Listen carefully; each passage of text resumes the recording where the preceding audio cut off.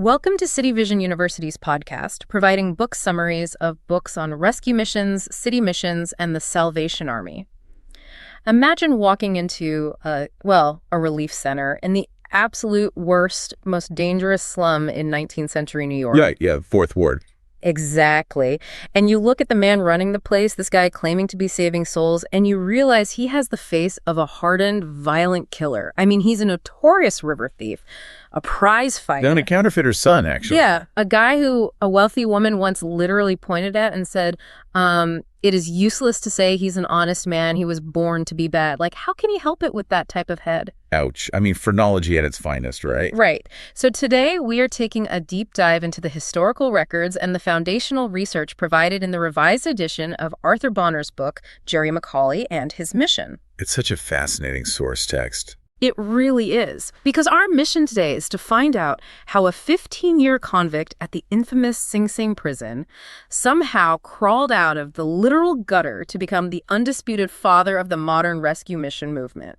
Yeah, it's one of the most jarring historical paradoxes you can encounter, because you have a man who was completely discarded by polite society, someone who operated in the absolute darkest corners of the human experience. Oh, without a doubt. And instead of just disappearing into a penal colony or, an early grave, he builds an institution that ends up feeding millions, healing unimaginable psychological wounds. It's wild to think about. It is. Yeah. He creates a blueprint for urban care that is actually still operating in our cities today. But to truly understand the weight of McAuley's legacy, we first have to understand the environment he was operating in. Right, because modern observers, or, anyone just walking past a mission in a city downtown today, might view these places simply as charities, like a soup kitchen. Just a place to get a blanket, exactly. But the source material reveals them as something fundamentally different. They are battlegrounds for human souls, for actual reconstruction. And the numbers alone are staggering when you look at the modern context they provide. The research highlights that in America, 90% of the institutions housing and feeding the homeless are private voluntary institutions. Oh, 90%. Yeah, and of those, 40% are religious. Yeah. Which notably includes these rescue missions. They're operating right in the gaps, dealing with the exact population that secular society and state-run programs have often categorized as, unreachable. Which is why the internal philosophy of the people running these missions is so critical. There's a fascinating entry point into this mindset in the story of Charles Ross. Oh, right, the businessman. Yeah. Ross wasn't a street-hardened tough guy like McAuley. He represents the modern continuation of the legacy. He was raised in a Plymouth Brethren family, which is a deeply austere, conservative Christian movement, very strict doctrine. Right, very emotionally reserved. Exactly. So Ross spends 21 years as a conventional businessman, literally just buying and selling nuts and bolts. Talk about a shift in career paths. I know, right? But he experiences this growing realization that his life is missing a core purpose. So he eventually manages a Bible school, and then in 1970, he's asked to become the business manager for the Pacific Garden Mission in Chicago. And he later becomes the superintendent of the McAuley Water Street Mission itself, which is a massive deal. It is. But his first actual encounter with the reality of the mission is what makes his story so compelling, because it completely strips away the romanticization of charity work. Oh, yeah, the part where he goes to the mission on that miserable, wet December morning. Yes, right before Christmas. He goes just to look the place over before accepting the job. He stands in the dining room watching the men line up for lunch. And his primary reaction isn't some, overwhelming wave of holy altruism. It's visceral disgust. Exactly. It's disgust. He smells them. He specifically notes the pungent, awful smell of dirty wool overcoats when they get wet. Ugh, yeah, that is a very specific, terrible smell. It's the worst. And his immediate internal thought is this the way I'm going to spend the rest of my life? Which is such a natural, biological, human reaction to abject poverty and poor hygiene. You are literally wired to recoil from it. You are. But right in that moment of revulsion, Ross experiences a profound internal shift. Like a slap to the face, an internal voice says to him, "Charlie Ross, but for the grace of God, you'd be in that line." Wow. And then immediately following that, a second realization hits him. Christ died for each one of those fellows just as he died for you. That is the philosophical earthquake required to do this work. I mean, it shifts the dynamic entirely away from mere charity. It destroys that whole white savior complex where someone with resources looks down and throws crumbs to a lesser person. Exactly. It's a radical, almost terrifying leveling of the human playing field. Right. It demands the belief that the comfortable businessman in the tailored suit and the guy shivering in the wet, stinking wool overcoat are entirely fundamentally equal in their spiritual poverty. And that radical equality is exactly where these missions face their most enduring public critique, because that belief system isn't kept in the background. The most prominent accusation against the rescue mission movement is that they force the destitute to sing for their supper. Oh, right, the cold weather Christians. Yeah, or mission stiffs. Critics argue that equating systemic poverty with individual spiritual failure is highly offensive. They point out that desperate people will simply fake a religious conversion just to secure a hot meal and a bed for the night. Okay, hold on. I have to play devil's advocate here because I struggle with this part. You're telling me a freezing, starving man is forced to sit through a sermon to get a bowl of soup. I mean, how is that not just blatant coercion? If we look at this through a modern lens, if a secular government welfare program withheld your food stamps until you sat through a mandatory political ideology seminar, we'd call that extortion. Oh, absolutely. People would be outraged. Right. We'd call it strings-attached welfare of the worst kind. So how do these missions justify holding basic human survival needs hostage to a religious service? It's a completely valid friction point. Yeah. And it really is the defining tension of the rescue mission model. To understand their defense, you have to look at how they view the men themselves. The mission leaders, like Charles Ross, are not naive. They know they're being played sometime. Of course they do. They explicitly acknowledge that many men are sitting in those pews politely while inwardly mocking the message. They know the conversions might be faked. But they argue they are not actively forcing belief. So what's their justification? Their stance is, we're not here to force anything down people's throats. The requirement to attend the service is viewed simply as the structure of the house. They say it goes with the turf. They only ask that the men come and listen, leaving the actual internal transformation up to the divine. There's actually an incredible anecdote from the historical records that perfectly captures this exact tension. A local pastor calls up the mission to try and secure a bed for a needy person he's trying to help out. Oh, I remember this one? Yeah. So the mission staff explains their standard routine. The man will have to attend the evening gospel service, eat his supper, take a shower, and then go to bed. And as a side note, they point out that a surprising number of men will actually refuse help simply because they refuse to take a shower. Which is a whole other psychological issue. Exactly. But this pastor hears the requirements and immediately objects. He tells the mission staff, but the man is an atheist. And the mission's response just cuts right to the core of their philosophy. They tell the pastor, listen, sir, we're not saying we're going to make a believer out of him. He can be an atheist if he wants. That's his free choice. But if he wants the bed, he sits in the pew. Right. If he wants to take what we have to give, he has to sit through the evening service. But what fascinates me most about this is not the mission's defense, but the defense coming from the men themselves. Because people with comfortable, stable lives, like us sitting here analyzing it, might view the service requirement as a cruel toll to pay. Sure. But the archives note that on the very same night that Pastor lodged his complaint, 3 separate men at the mission stood up during the service and stated that simply sitting in the chapel listening to the music and the message gave them a tremendous lift. Yeah, they explicitly stated that the service itself eased their minds. It wasn't just about the food. Exactly. And to understand why an hour of preaching and singing might actually be a relief, you really have to dismantle the pervasive cultural myth of the park bench drunk. Society often romantically visualizes the homeless man as a sort of free-spirited hobo. Like someone just pleasantly drinking their days away off the grid. Right, but the reality of Skid Row is a chaotic, relentlessly dangerous nightmare. The demographic data from the text reveals that only about 1/3 of the men utilizing these missions have serious primary substance abuse issues. Wait, really? Only 1/3? Only 1/3. The remaining 2/3 are dealing with a brutal cocktail of severe afflictions. We are talking about unmedicated schizophrenia, sociopathic personality disorders, severe physical disabilities, extreme old age. Or just individuals who are so terribly uneducated and unskilled that they can't participate in the modern economy. Exactly.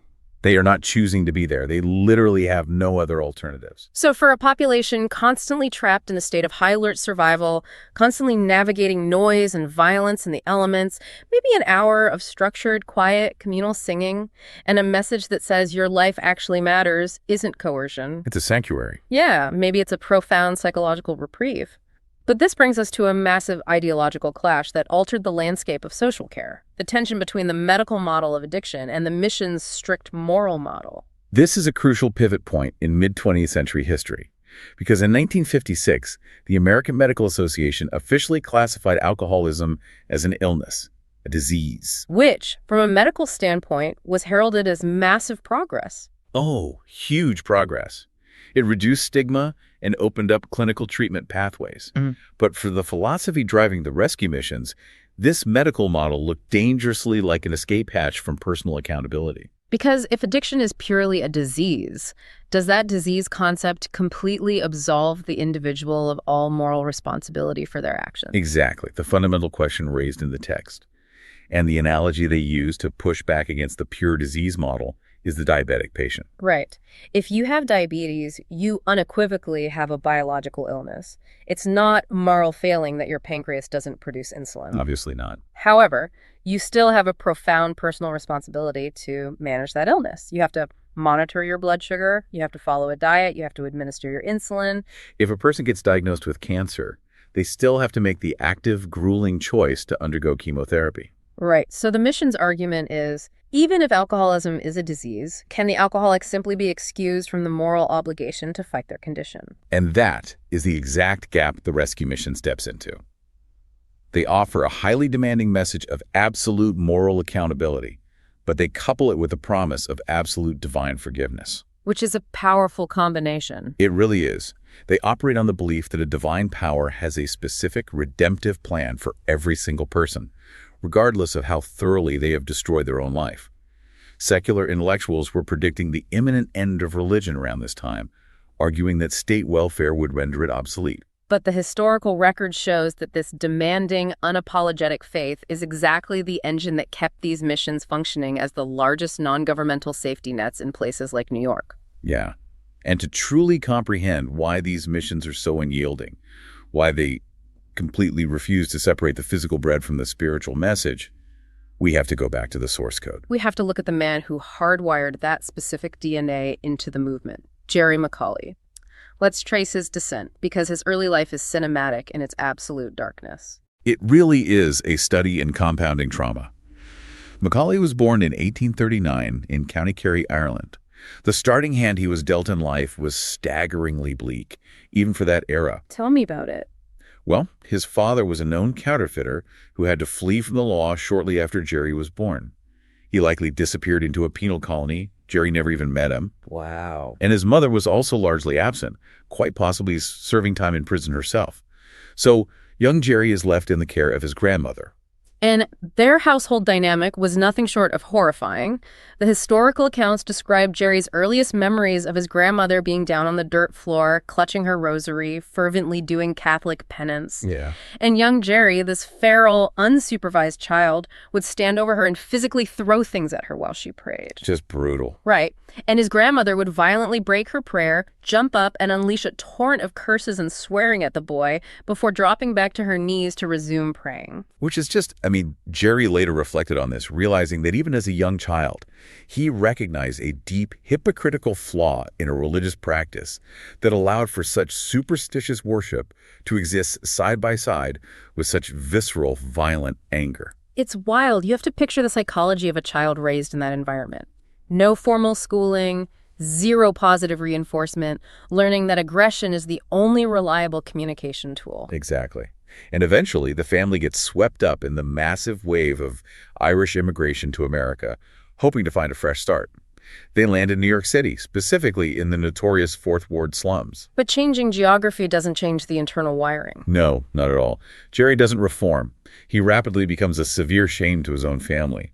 He develops a permanent scar across his nose from a brutal street fight. He physically matures into this hulking, intimidating figure. He becomes a prize fighter, right? A prize fighter, a river thief taking boats out onto the East River to rob merchant vessels, and a severe, debilitating drunkard. It got to the point where his own sister actively begged him to clear out of the neighborhood because he was bringing so much police heat and social shame onto their family name. He was constantly in and out of the Tombs, the local Manhattan jail. And then the ultimate crushing irony strikes him. Oh, this part is crazy. He's finally arrested, put on trial, and sentenced to 15 agonizing years in Sing Sing prison. But the kicker, he was convicted for a specific robbery that he actually didn't commit. Right. Which is an incredible psychological detail because Jerry freely, almost proudly, admitted that he was guilty of countless other severe crimes that the police never caught him for. But he sent up the river on a completely false charge. Think about the psychology of that. It's the ultimate brutal irony. He spent years robbing the East River blind, using violence, subverting the law, and never caught a real charge. The one time his hands are genuinely clean regarding an incident, the system comes down on him and takes away 15 years of his life. It completely shatters a criminal's internal code. Yeah, if the system breaks your legs when you're actually playing a fair, honest hand of poker, you realize you have zero control over your own fate. It breeds a deep, toxic resentment. Absolutely. And we have to deeply explore what a 15-year sentence to Sing Sing actually meant in the mid-19th century. It wasn't merely confinement. It was a deliberate psychological pressure cooker engineered to utterly break the human spirit. They called it the Auburn system, right? Yes, the Auburn system. The core tenet of this system was the strict, uncompromising enforcement of absolute silence. The convicts were forbidden from speaking a single word to one another, ever. They marched in lockstep, eyes down. And the discipline enforced to maintain that silence was barbaric. The archives detail the use of something called the shower bath. Which was definitely not a matter of hygiene. No, it was a horrific form of water torture. A prisoner would be stripped, strapped into a wooden chair, and an apparatus would drop a massive continuous column of freezing water directly onto the top of their head from a significant height. Just terrifying. It induced immediate physical shock, restricted breathing to the point of simulated drowning, and occasionally brought men right to the edge of death. The environment was so oppressive that it regularly sparked desperate, suicidal revolts. Layered on top of that physical torment was a profound cultural isolation for Jerry. You have to grasp the immense sociological weight of his identity in 1850s New York. He was an Irish Catholic. Right, and the Catholic Church stood as the primary cultural protector of their people against the wealthy Protestant elite who ran the city. Exactly. So for an Irishman to even consider turning his back on his heritage, to entertain the religion of the Protestant missionaries who visited the prisons, the historical analysis points out that the words turncoat and traitor carried a special venomous sting. It was the ultimate betrayal of your people. It really was. Yeah. Yet, against all logic, the brutal architecture of Sing Sing inadvertently became the exact mechanism needed to break Jerry McAuley down. The absolute and forced silence removed all his coping mechanisms. He couldn't drink, he couldn't fight. He was stripped bare and forced to look inward. And surprisingly, for the first 2 years, he was actually a model prisoner. The sheer terror of the shower bath kept him compliant. He even started reciting the Catholic Lord's Prayer every day, basically as a superstitious protective charm against trouble. But rote recitation wasn't going to change his core identity.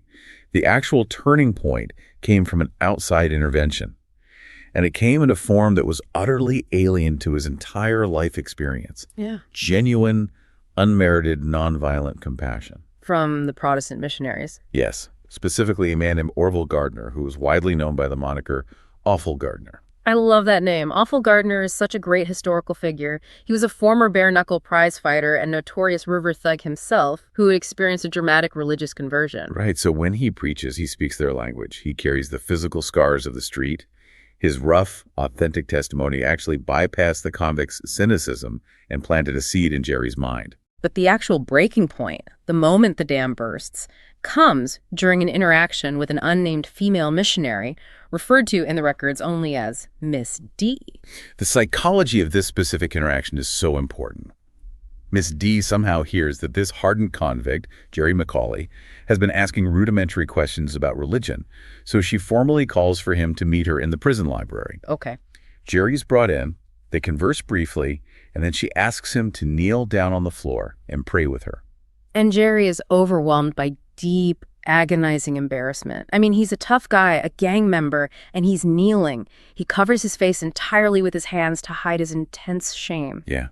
But as she prays, his curiosity gets the better of him, and he peeks through his fingers to look at her face. And what does he see? He doesn't see a wealthy woman looking down at him with disgust. He sees her crying. He sees tears streaming down her face. And that visual completely short-circuits his entire defensive system. The text explicitly notes how terrified Jerry was in that moment. He later recounted, "An awe I cannot describe fell on me." Think about his life. He had absorbed brutal physical beatings. Violence and anger were languages he understood and could defend against. But a respectable woman weeping genuine tears of sorrow for the state of his soul, he had no armor for that. It wasn't a brilliant theological argument that broke him. It was the raw empathy of a stranger's tears, which catapults him into this incredibly dramatic, almost hallucinatory conversion experience back in his prison cell. He's pacing like a caged animal, desperately reading a Bible, trying to find some kind of relief from the immense guilt. And then he claims that a brilliant heavenly light seemed to suddenly physically illuminate the dark cell. He smelled a distinct, overwhelming softness, like the fragrance of blooming flowers. The sensory overload was so intense, he stated, he literally didn't know if he was alive or dead. The emotional dam breaks and he starts shouting at the top of his lungs, "Praise God! Praise God!" Which, in the environment of the Auburn system, where silence is strictly enforced, is incredibly dangerous. Oh, incredible. And this leads to an interaction that is almost comical in its timing.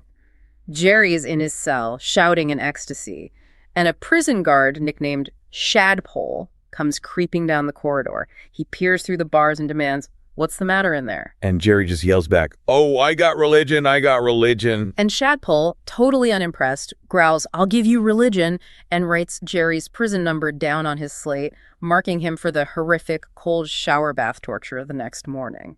But Jerry is so euphoric, he genuinely doesn't even care about the impending torture. And then the next morning arrives, he's called out of his cell, and nothing happens. Shadpole forgot to report him. Or, as Jerry firmly believed for the rest of his life, the Lord actively wiped his number right off the guard's slate. So Jerry undergoes this massive internal transformation. He becomes a genuine model prisoner, and eventually his good behavior is rewarded. He receives a pardon from the governor in 1864 after serving 7 grueling years. He walks out of the gates of Sing Sing a free man. You'd think this is the triumphant end of the story. Not even close. If we want to understand the actual mechanics of recovery, the text provides a deeply realistic, frustratingly non-linear narrative. Jerry walks out carrying a new Christian identity, but physically and socially, he is completely desolate. He has zero money, no job prospects, and crucially, he's terrified to go anywhere near his old haunts in the Fourth Ward because he knows his own weakness. Right. He wanders the city, trying to find a Protestant prayer meeting, but his social anxiety is so high he's too terrified to walk through the church doors. Desperate and exhausted, he's directed to a local saloon that happens to serve lager beer. Now, the historical context here is interesting. Lager beer was a relatively new beverage introduced to the New York slums by German immigrants. Jerry later claimed he had literally never heard of it and was explicitly told it was a harmless, wholesome drink like root beer. And he drinks it. And within minutes, the dormant monster of his alcohol addiction is instantly violently awakened. The relapse is catastrophic. He abandons his faith, reunites with his gang, and goes back out on the river plotting violent robberies. Okay, I have to push back on this whole lager beer excuse. Oh, I thought it was just German root beer. I mean, we are talking about a hardened river thief, a man who spent his youth in saloons. Was he really tricked by a bartender? It's highly debatable. Right. Or are we looking at a classic case of subconscious self-sabotage? The psychological pressure of maintaining this new, pure identity was too overwhelming. So his brain found a plausible excuse to relapse into the comfortable chaos of his past. That is a vital analysis. I think that relapse humanizes him more than anything else. It proves that having a mystical vision in a prison cell doesn't make you magically immune to the brutal chemical realities of addiction. Exactly. The spiritual vision gave him moral direction, but it didn't erase the physiological dependency. What ultimately saves Jerry isn't another miraculous vision. It's the relentless intervention of a human safety net. Specifically, a missionary named Henry Little. And the interaction between Jerry and Henry Little provides one of the most stunning examples of practical grace in the historical record. Jerry is completely broke, his gang is demanding money, and he tells Henry he's going out on the river that night to steal. He essentially challenges him. And notice what Henry Little does not do. He doesn't launch into a fiery lecture or threaten Jerry with hell. He looks at this desperate criminal and says, Jerry, before you do that, I'll take this coat off my back and pawn it and give you the money. Wow. And Henry was poor himself, but he literally takes his coat off in the freezing weather, goes to a pawn shop, comes back with 50 cents and hands the coins to Jerry. Think about what that does to a criminal's justification mechanism. It completely short-circuits it. How can you mentally justify going out to rob a stranger when a man just willingly gave up his own winter coat to prevent you from doing it? You can't. That is the very definition of incarnated religion. It's tangible, sacrificial action. But even then, Jerry's road to stability remains unbelievably bumpy. For example, he gets a legitimate job with a ferry company, working for a Christian sea captain. Oh, this part is rough. Yeah, the captain tells Jerry he's required to work his shift on Sunday. Jerry, trying to be the perfect convert, refuses to break the Sabbath. And what happens? The Christian sea captain fires him on the spot. It's such a harsh lesson for him, but he doesn't give up. He finds grueling manual labor as a porter and falls under the mentorship of a wealthy Wall Street banker named Alfrederick Hatch. And Hatch provides the setting for a fascinating test of Jerry's character. This is a crucial turning point. Jerry needs a stable job, and Hatch has elite connections at a sewing machine company. But before Hatch makes the introduction, Jerry explicitly lays down a condition. He tells the banker, I won't be a fraud. I want to be just Jerry McAuley. He demands that Hatch tell the prospective employers the entire ugly truth about his criminal past. Right. And Jerry states that if they won't hire him, knowing the absolute truth, he refuses to take the job. Hatch is so impressed, he privately guarantees to cover any financial losses if Jerry ends up stealing. So Jerry gets the job. Later, Hatch playfully teases him, saying, if you steal half a dozen truckloads of sewing machines, it might break me. And Jerry's response shows his self-respect. He says, if the cellar where I work was a gold mine, the gold wouldn't tempt me. And he proves it by immediately turning in a lost $100 bill he finds while sweeping. He realizes he can actually trust his own mind again. And we absolutely cannot talk about this crucial recovery period without talking about the other half of this equation, Maria. Absolutely. Maria was Jerry's romantic partner from his criminal past. They were living together unmarried, which was highly scandalous to the missionaries. Hatch advised them to get married, but Maria wasn't ready for this radical shift. So they separate for a time, right? She moves to New England. Yes. And what's so crucial is that Maria didn't just passively adopt Jerry's religion to stay with him. While away, she had her own profound independent conversion experience. She returned to New York, not as a sidekick, but as a fiery, dedicated missionary in her own right. She would voluntarily go into the most dangerous saloons to read the Bible to destitute women. They finally married in 1872. She was a foundational, equal pillar of everything they were about to build. Which brings us to the pivotal moment where Jerry's private life transforms into a massive public mission. He's working an honest job, happily married, consistently sober, and then he experiences another profound visionary experience. He's at work, falls into a trance, and his mind is suddenly transported back down into the Fourth Ward. He sees a house and a multitude of filthy, desperate people streaming in. In the vision, Jerry sees himself physically washing the men on the outside while the Lord cleanses them on the inside. He wakes up weeping, feeling an undeniable calling to walk back into the very hell he had spent years escaping. And you have to understand the reaction of his support system. They thought he was crazy. Oh, completely. Everyone warned him that his old criminal cronies would literally murder him or burn his building down. But Jerry was immovable. So with reluctant financial backing, he and Maria opened the very first mission at 316 Water Street in October of 1872. And the grand opening night is a total comedic disaster. Jerry hires an old, respectable man to act as the official doorkeeper.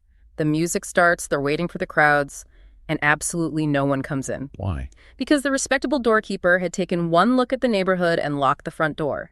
He decided he wasn't going to let any of those bad characters inside to ruin the nice meeting. It's hilarious, but it illustrates the immense learning curves they faced. They had to figure out how to run an institution that actively welcomed the exact demographic every other church explicitly barred at the door. And once Jerry threw the doors open, the crowds were overwhelming. The text describes exhausted, filthy men sleeping on the hard wooden pews, covering the floorboards until you couldn't step without hitting a body. They were starving, sick, and alive with vermin. It was raw survival. And because Jerry used to be one of them, he developed a deeply pragmatic theology. Conventional churches were preaching grand sermons about the afterlife and the threat of eternal hell. But Jerry realized these men were already living in hell. Threatening a starving man with damnation is pointless.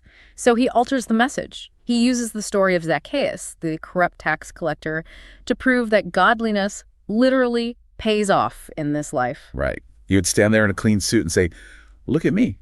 I used to be exactly where you are. I have good shoes on my feet. I have a warm coat.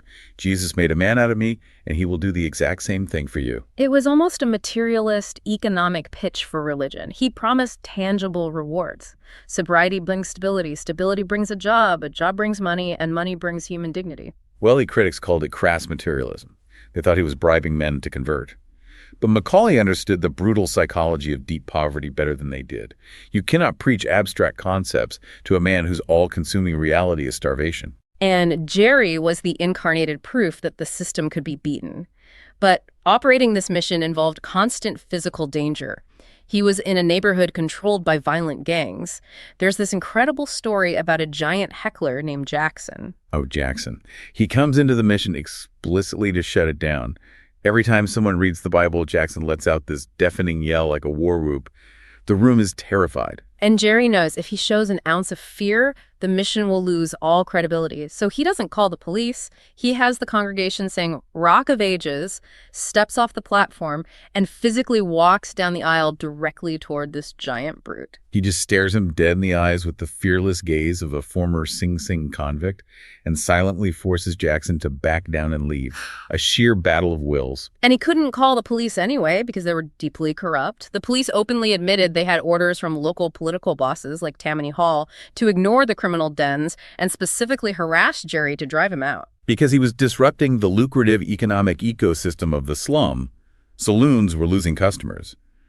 By surviving there, Jerry invented a completely new type of social institution. Not a respectable church, not a punitive poorhouse, but something entirely in between. And he enforced dignity through brilliant metaphors. Like the stir-about routine, they would bring out a massive steaming bowl of hot cereal to feed a row of men, but they only provided one single spoon. Think about the psychology of that.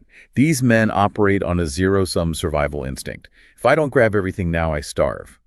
By providing only one spoon, Jerry forces them to practice delayed gratification, patience, and mutual trust. He'd ask them, "What would you think if one fellow took the spoon and kept it all the time and let the others starve?" "Well, pass the spoon." It was behavioral exposure therapy in real time. He was reteaching them how to belong to a community. And it worked so well that Jerry's hyper-local experiment became a scalable blueprint. It birthed an international movement. Let's look at Michael Dunn, an older convict who spent 35 years in prisons across 3 continents. He had been brutally whipped as an 8-year-old child in England. Exactly. He wanders into Water Street, converts, and realizes a fundamental flaw in rehabilitation. When a man leaves prison, the biggest hurdle isn't finding a job. It's finding a safe place to sleep that isn't a criminal boarding house. So, inspired by Jerry, Dunn opens the very first American halfway house specifically designed for ex-convicts. Then you have John Yeager, a German immigrant led into the mission blackout drunk. He didn't even speak English. He just slurred, "Nicht verstehe." But Jerry didn't explain complex theology. He simply placed a heavy hand on Yeager's shoulder and said the single word, Jesus. That non-judgmental human contact pierced through the alcoholic haze. Yeager got sober and founded the Mission of the Living Waters. And the ripple effect broke down massive class barriers, too. You have wealthy, high society figures like Sidney and Emma Whitmore. They initially came as philanthropic tourists, but the raw power of the mission shattered their complacency. They ended up kneeling at the mourner's bench, weeping alongside tramps and thieves. This highlights a vital point about power structures in philanthropy. In so much of 19th century charity, wealthy individuals acted as white saviors, maintaining physical distance. Jerry despised that attitude. He called them kid glove sinners and demanded they humble themselves. Sidney Whitmore didn't just write a check, he physically knelt in the dirty sawdust. It was a radical flattening of social hierarchy. And Emma Whitmore dedicated her life to establishing rescue homes to help women escape prostitution, eventually becoming a major figure in the Salvation Army. The movement even jumped to London with William Noble. And it inspired the famous Bowery mission here in New York. But we can't forget Jerry and Maria's final, most ambitious project, the Cremorne mission. Right. Despite his failing health and against everyone's advice, They opened a mission specifically to minister to prostitutes in the sprawling, dangerous Tenderloin district. He was driven by this relentless empathy. He knew the clock was ticking. The severe tuberculosis he contracted in Sing Sing finally caught up with him, and Jerry McAuley died in 1884. His funeral was astonishing. Elite Wall Street bankers standing shoulder to shoulder with the poorest slum outcasts, all weeping for the same ex-convict. But his institutional DNA survived, and it desperately needed to, because the nature of poverty began to shift dramatically.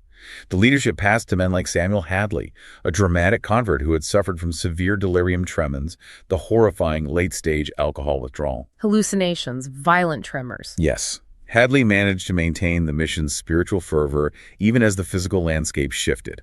The text details the evolution of Skid Row, the demobilization of traumatized soldiers, waves of desperate emigration, severe economic panics, the Great Depression. And then, post-World War II, a new systemic crisis emerges: industrial automation.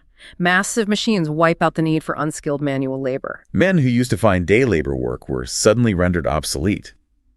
And then, a crucial legal shift in 1966.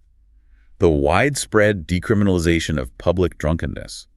The police stopped throwing alcoholics into the drunk tank overnight. Which inadvertently removed a bizarre form of temporary shelter, leaving thousands of severe alcoholics to permanently languish on the sidewalks.